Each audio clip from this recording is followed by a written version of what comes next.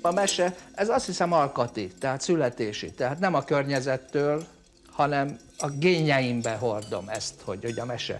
Na most a mese a mai napig elkísér, mert a mostani képeimen végül is politikai mesévé változott, és a korai szemlélődés, az irónia megmaradt, csak ez maró irónia lett, naivokhoz kötött valami rokonság, ez már régen elmúlt. Én azt szoktam mondani, hogy én most már posztnaív vagyok, tehát mint ahogy a gyerek változik, tehát felnyílik a szeme, és maga körül látja, hogy milyen hazugságok és milyen dolgok vannak. Tehát én a rossz dolgokat is meglátom, de próbálom optimista módon feldolgozni.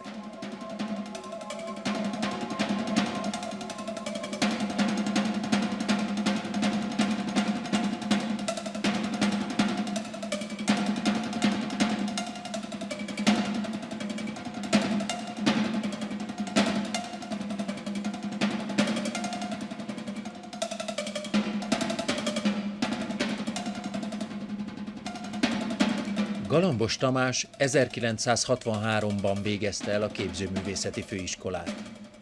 Perneczky Géza írta a fiatal festőről.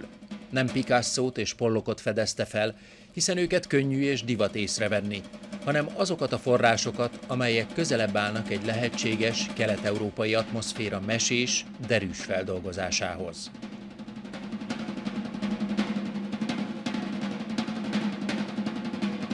Hát itt kezdődött ezzel a képpel a galambos korszak. 1966-ban volt az első kiállításom a Mednyánszky terembe, és én arra festettem, és én ott már ki is állítottam, és úgy érzem, hogy ebben a képben találtam meg azokat a motivumokat, ami a későbbi pályámon is elkísért, mondhatnám a mai napig. A mese a fehér szarvas, végül is a magyarok bejövetele. Na most abban az időben azért az irónia nem volt divatos. És én ezt a hősies témát ironikusan festettem meg. Na most itt Hunor és Magor, esendő emberek, nem hősök, megijednek a fehér szarvastól, és hátul egy vitéz van, ott lehet látni a fa mellett, aki elbújt a 100 vitézből, és a háttérben pedig a Dunakanyar.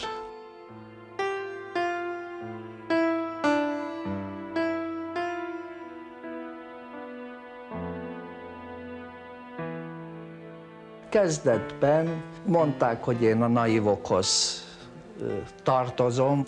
Igen, nagyon szeretem a naív festészetet, és sokat tanultam a középkori festészetből, az ikonfestészetből is, és hát azokat próbáltam beemelni az én stílusomba, amire akkor még volt kicsit pejoratív, mondták, hogy ez eklektikus.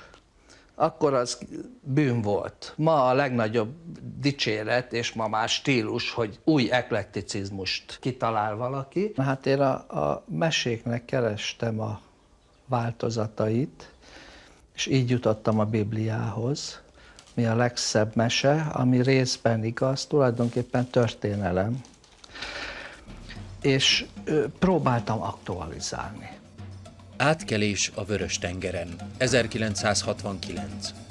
Hát akkor az volt, hogy Izrael és az arabok harcoltak nekünk, az izraeliek voltak a legnagyobb ellenségeink, Nasser volt a legjobb barát, és én ezt a konfliktust próbáltam bibliai mesemezbe öltöztetve elmesélni. Olyan távol volt tőlünk akkor ezek az események.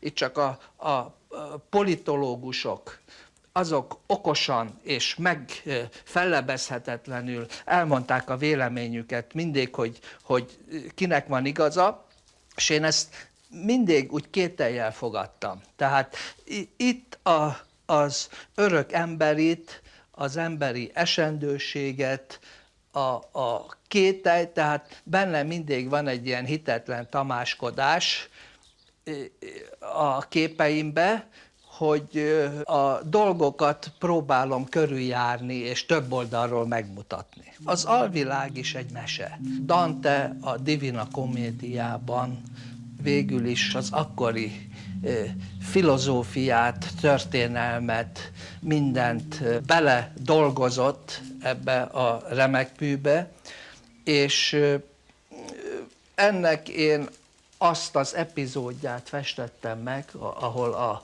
a Styx folyón, a Káron ladikján átviszi a holt lelkeket. Na most az alvilág, ezt úgy többen mondták, hogy eléggé hívogató, ahogy én ezt megfestettem.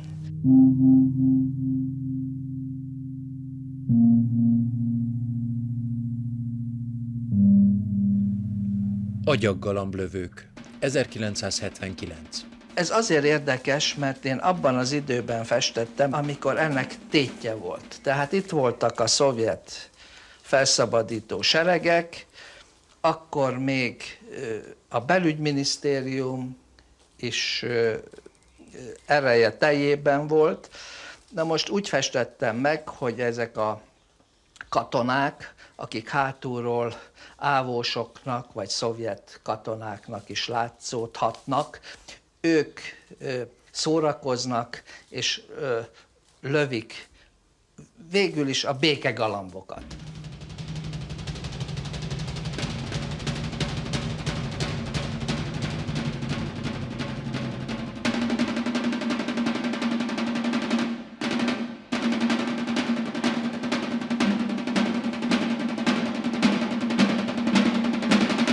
Mit mondjak, engem a zsűri soha nem bántott. Tehát én voltam az, akit hagytak kiállítani, soha nem voltam üldözött, nem voltam mártír. Annak ellenére, hogy én úgy érzem és vallom, hogy sokkal bátrabban és vizuálisan egy az egybe próbáltam kifejezni az ellenérveimet. A rendszerrel, a módszerekkel, az emberi visszásságokkal kapcsolatban. Na most, ha általában vagy az volt, hogy azt mondják, ó gyerekszáj, és ahogy a kisfiú, a kis inas kiabálta, hogy a királynak meztelen a feneke, volt olyan, hogy egyik volt politikusunk mondta egyik képemre, amely kiállításon ki volt állítva díjat, és kaptam, ha ezt 2 évvel előbb fested, akkor még 3 évet is kaphattál volna érte. Ezt a legnagyobb dicsőségnek és dicséretnek vettem. Ez volt a Vöröstér. A Vöröstér volt, amit én 1988-ból? Hát ez még... Igen, és akkor még azért a szovjet rendszer, a benfentesek már tudták, hogy ottan zürök vannak, de még azért még állt a dolog, még nálunk is megvolt a pártrendszer, tehát még azért nem volt annyira labilis a helyzet, ahogy én ezt megjósoltam, vagy láttam előre. Abban az időben egy német amatőr pilóta vitorlázó repülővel berepült a Vöröstérre.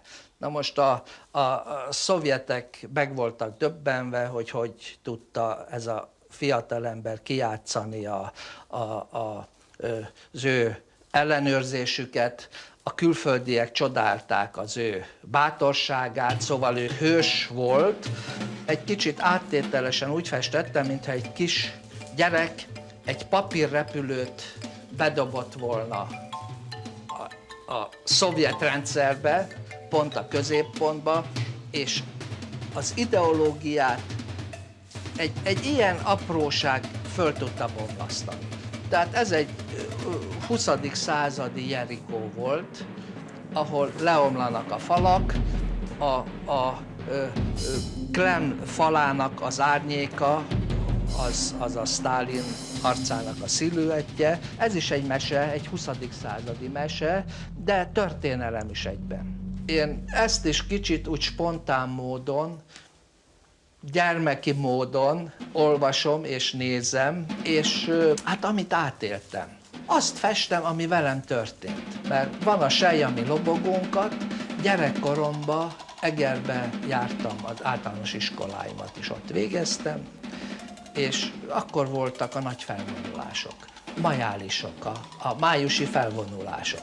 Na most ez egy gyereknek persze tetszik, de az idők folyamán lerakódott bennem ennek a felvonulásnak az élménye, ahogy kis úttörők ottan integettünk, mert hát akkor mindenki úttörő volt, de azt én akkor nem vettem észre, hogy azért itten civilbe mennyi ávós figyeli ezeket a felvonulásokat. Ezt csak otthon hallottam. Mondjuk én sok mindent hallottam, és most úgy meglepődök, hogy sokan, akik úgy benne voltak a politikai életben, hogy nem tudtak róla. Hát én tudtam, mint kisgyerek, csak mondták, hogy nem szabad róla beszélni az iskolába. Hát mondjuk ez természetes volt.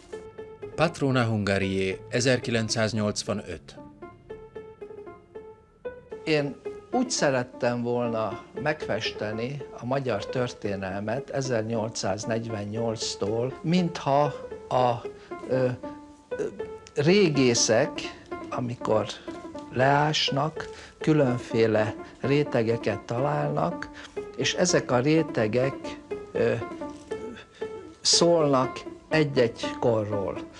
Na most előzményként Spanyolországba jártunk, és ilyen hálatáblákat csodálhattam a templomokba, hol csodálatos volt, mert rajta volt egy szép Madonna, és mellette pedig különféle hálából ajándékozott ezüst, bársony, műanyag tárgyak, amiket a hívők fölajánlottak a Máriának, mert hogy teljesült a kívánságuk, meggyógyultak.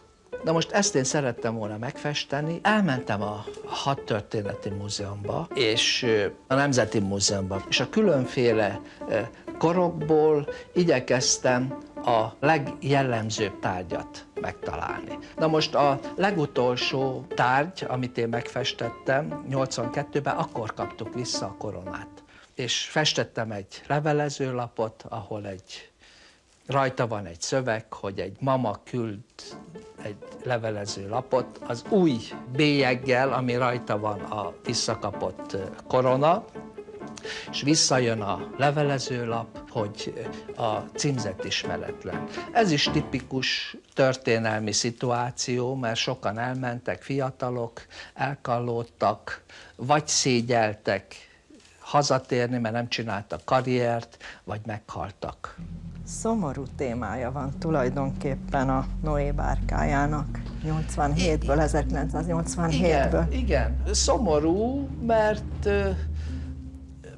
Noé összegyűjti az állatokat, és a Bibliában ott happy end-del végződik a történet, mert az állatokat megment és megmenekülnek. De sajnos a 20. századi túl civilizált kormányok teljesen mértéktelenül tönkreteszik a környezetet, és pontosan ezért úgy próbáltam ezt a Noé bárkát megfesteni, hogy a kulturális javakat is próbálják megmenteni a bárkával, de nem sikerül. Annyi mindent kellene ott felhalmozni, amire szükség van, hogy megmentsük, hogy már a hajó nem bírja, a tárgyak leesnek, és a hajó elsüllyed. Na most hátul pedig egy nagy metropoliszt festettem, és a metropolis előtt csatahajók vigyáznak, hogy hát minden rendben legyen.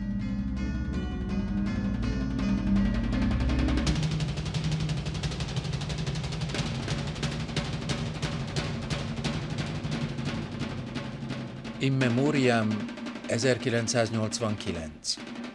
56-ban 17 éves voltam, gimnazista. Végig a felvonulásokon részt vettem, a parlamentnél ott voltam, tehát a saját bőrömön is tapasztaltam, és csak egy kis dolgom múlott, hogy én is esetleg részt ne vegyek fegyverrel a harcokba. És amikor először nyilvánosságra hozták azoknak a neveit, hogy kiket végeztek ki, azt festettem föl a képemre. A képet azt kiállították, volt egy nagy műcsarnoki kiállítás, és ez nagy élmény volt, hogy a nézők, állandóan volt ott 4-5 ember a kép előtt, és hangosan olvasták a neveket. Sáskajárás 1993. Van egy képem, ahol jönnek a sáskák. Pont ez 10 évvel ezelőtt volt, akkor volt a címerváltás is, és akkor volt sáskajárás Kecskemét környékén. És ez valami módon úgy összekapcsolódott, hogy meg kellene festeni.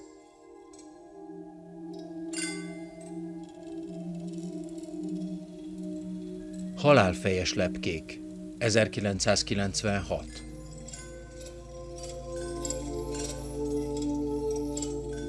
Régebben valami ellen festettem, tehát festettem a rossz ellen, a jellemtelenség ellen festettem, és rázós témákat próbáltam nagyon sokszor megvalósítani. Na most jött ez a nagy szabadság, amikor hát most már mindent lehet, most akkor nincs értelme, hát most aztán rájöttem, hogy ha a kép csak attól jó, hogy rázós, akkor megette a fene. Hát például az Aranykor című kép 1996-ban, ez egy elég furcsa haláltánc a Hősök terén. Igen, én ide olyan embereket festettem, akiket szívből utálok. Na most azért adtam rájuk olyan jelmezeket, mert van itten tető, sáska, hóhér, mindenféle jelmezbe előfordulnak, és vannak katonák is, akik azért vigyáznak arra, hogy a tánc az ne fajuljon forradalommá, és a kaméleont, mint totem állatot festettem én meg erre az oszlopra, és hát ez nagyon tipikus, még a mai napig. A kaméleonizmus, a színváltás, tehát az emberek egyik pillanatban még jó barát, másik pillanatban már nem lehet tudni, hogy milyen politikai nézeteket vall.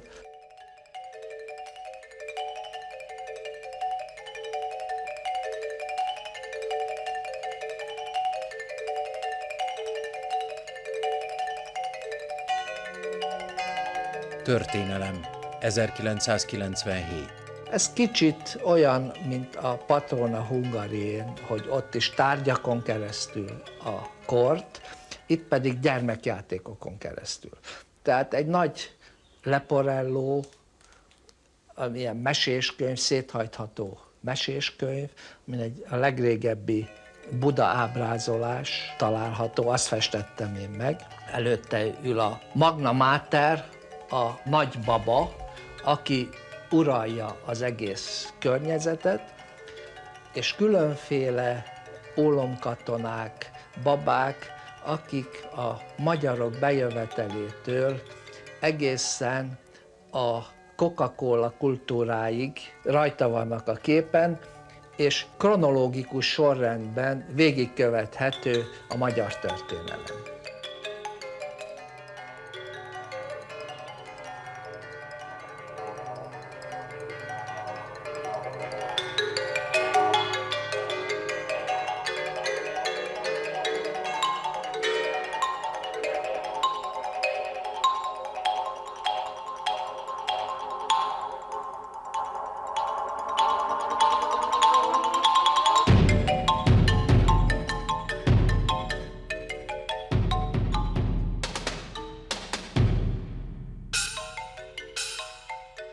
Van olyan sorozatod, ahol látszólag nincs politika, nincs szomorú téma, különös nagy madárarcok vannak. Mi volt ez? A madárarcok azok emberarcok.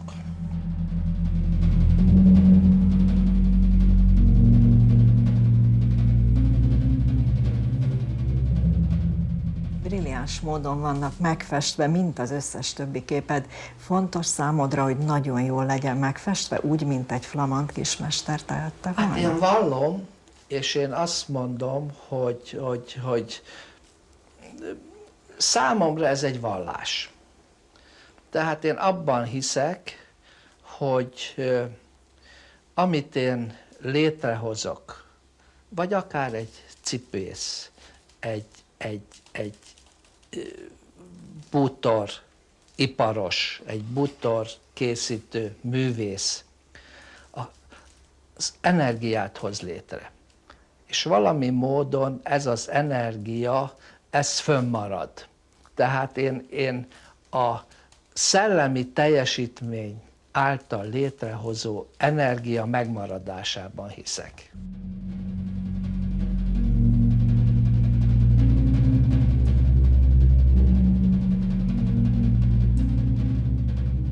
Nekem ez egy ilyen konyha filozófia szintén, és ez ad nekem erőt, és ezért tudom a képet az első centitől az utolsó négyzetcentiméterig befesteni. Nem véletlen, hogy a középkori festők, szobrászok a szárnyas oltaroknak a hátát is megdolgozták, amit azt gondolták, hogy azt soha nem fogja senki látni, azt is gyönyörűen megcsinálták. Tehát ez azt jelenti, ez egy olyan igény, hogy én is igyekszem úgy megcsinálni, ami nem látszódik, még az is szép legyen rajta.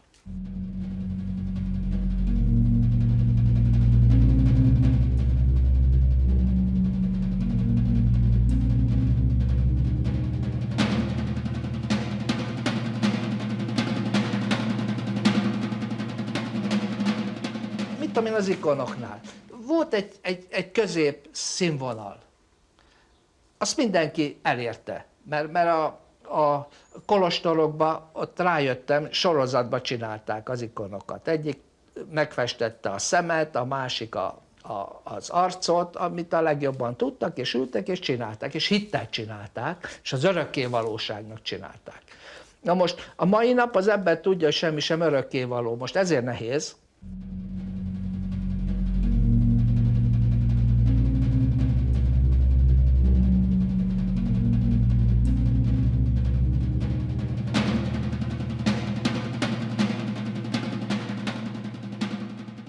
Tudom, hogy 50 év, 100 év múlva, 20 év múlva elpusztulnak a képeim, de a Michelangelo képei is el fognak pusztulni. Tehát az egész világ elpusztul. Most ha az ember erre gondol, akkor nihilista lesz, és nem is dolgozik, nem is csinálna semmit. Nem? Őszintén. Tehát akkor csak azért, hogy a mai nap élek jól, a többi az nem érdekel, mert hiába próbálok én remek műveket, az nem örökké valóságnak nem tudom megcsinálni.